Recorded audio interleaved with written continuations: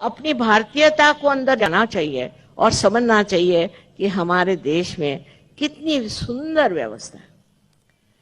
हम कोई एक विशेष धर्म की बात नहीं करते, एक विशेष ग्रुप की बात नहीं, संघ की बात, पर यह बात है हमारे अंदर बसे हुए उस कुंडलिनी की बात जिसके जागरण से आपको आत्म साक्षात्कार होता है।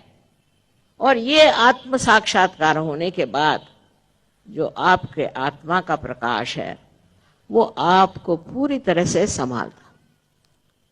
आपको किसी का भला बुरा सोचने की जरूरत ही नहीं। आपको अगर कोई परेशान करे तो उसको परेशान करने वाले बैठे हुए, आपसे उनसे कोई मतलब नहीं, वो अपना संभालेंगे। अब मैं कहूं कि इसको संभालने वाले शिवजी हैं तो फौरन मुसलमान डंडा लेके मुझे मारने को आएंगे। ईसाई कहेंगे आप कैसे कहते हैं। और अगर मैं ये कहूं कि मक्का में मक्केश्वर शिव हैं तो और भी बिगड़ेंगे मेरे ऊपर। और सही बात यह है कि मक्का में मक्केश्वर शिव हैं। इनसे पूछे कि आप पत्थर क्यों पूछते हो, क्यों पत्थर के पीछे चारों तरफ घूमते हो, इनसे पूछना चाहिए। तो इनको उसका जवाब नहीं, इसलिए कि साक्षात शिव का स्थान है। और शिवजी और मोहम्मद साहब कोई दो तीसरे नहीं थे।